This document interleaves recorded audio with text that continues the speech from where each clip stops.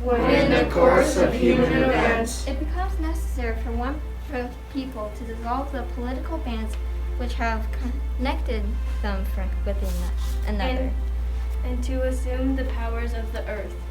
The separate and equal station for which laws of nature and nature of God entitles them. A decent respect to the opinions of mankind requires that they should declare the causes which impel them to the separation.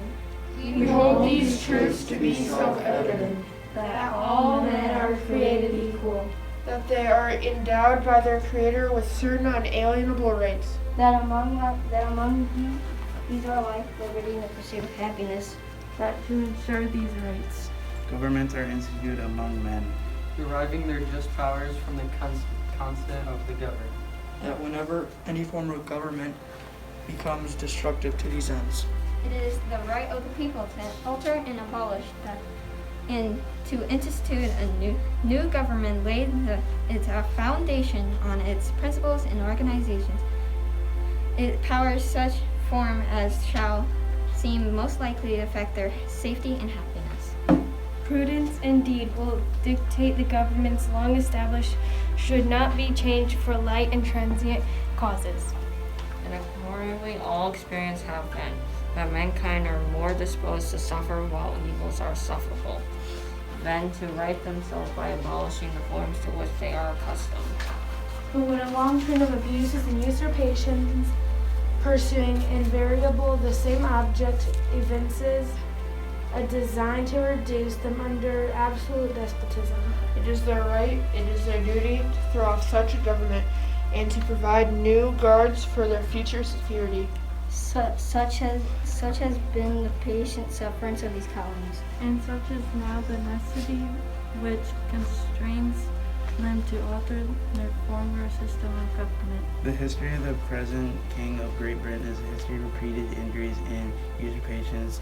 All have been direct in the establishment of absolute training over these states. To prove this, let facts be submitted to a candid world. He has refused his assent to laws the most wholesome and necessary for the public good. he has forbidden his governors to pass laws of immediate and pressing importance, unless suspended in their operation till an assent should be obtained, and when so suspended he should utterly neglected to attend them. He has refused to pass other laws for the accommodation of large districts of people unless those people would relinquish a right of representation in the legislature, a right in assembly to them, and unfortunate to trials only. He has called together legislative bodies at places unusual, uncomfortable, and distant from the depository of the public records for the sole purpose of fatiguing them into compliance with his measures. He has dissolved the representative house repeatedly for opposing with manly firmness his invasions on the rights of the people. He has refused for a long time after such dissolutions to cause others to elected, whereby the legislative powers incapable of annihilation have returned to the people at large for their exercise, the states remaining in the meantime exposed to all dangers of invasion from without and conclusions within. He has endeavored to prevent the population of these states for that purpose, obstructing the laws of naturalization of foreigners, refusing to pass others to encourage their migrations hither, and raising the conditions of new appropriations of lands. He has obstructed the administration of justice by refusing his assent to laws for establishing judiciary powers. He has made judges dependent on his will alone and tenure of their offices and the amount of payment of their salaries. He has erected a multitude of new offices and sent Hitler swarms to offices to harass other power people and eat our substance. He has kept among us in times of peace standing armies without the consent of our legislators. He is affected to render the military independent of superior and civil power. He has combined with others to subject us to jurisdiction foreign to our constitution and unmanageable by our laws, giving his assistance to other acts pretended legislation. For quartering large bodies of armed troops among us. For protecting them by a mock trial from punishment for any murders which they should commit on the inhabitants of these states. For cutting off our trade with all parts of the world. For imposing taxes on us without our consent. For depriving us in many cases of the benefits of trial by jury. For transporting us beyond seas to be tried for offense. For abolishing the free system of English laws in the neighboring province, establishing therein an arbitrary government and enlarging its boundaries so as to render it at once an example and fit instrument of introducing the same absolute rule into these colonies. For taking away our characters, abolishing our most valuable laws, and altering fundamentally the forms of our governments. For suspending our own legislators and declaring us out of his protection and waging war against us.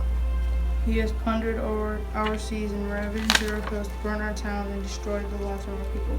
He is at this time transporting large armies of foreign mercenaries and complete works of death, desolation, and tyranny already begun in criticism and cruelty and perfidy, scarcely paralleling in the most barbarous ages, and totally unworth the head of civilization. He has constrained our fellow citizens, taken captive on the high seas to bear arms against their country, to become the executioners of their friends and brethren, or to fall themselves by their hands.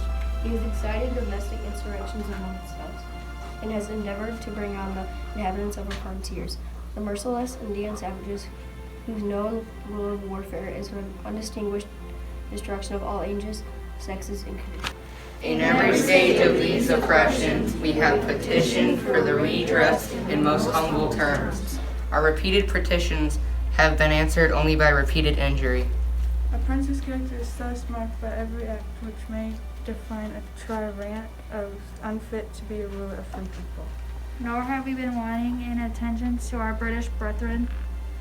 We have warned them from time to time of attempts by their legislature to extend an unwarrantable jurisdiction over us. We have reminded them of the circumstances of our immigration and settlement here. We have appealed to their native justice and magnanimity, and we have conjured them by the ties of our common kindred to disavow the usurpations which would inevitably interrupt our connections and correspondence. They too have been deaf to the voice of justice and of consanguinity. We must therefore acquiesce in necessity which denounces our separation, and hold them as we hold the rest of mankind. Enemies We of war, therefore, with representatives of the United States of America and General Congress, assemble appealing to the Supreme Judge of the world for the rectitude of our intentions. In the name and by authority of the great people of the colonies, solemnly publish and declare that these united colonies are and of right ought to be free and independent states. That they are absolved from all allegiance to the British Crown, and that all political connection between them and the state of Great Britain and is ought to be totally dissolved. And that as free and independent states they have full power to levy war, conclude peace, contract alliances, establish commerce, and do all other acts and things which independent states may have the right to do. And for the support of this declaration, with a firm reliance on this protection of divine providence, we mutually pledge to each other our lives, our fortune, and our sacred honor.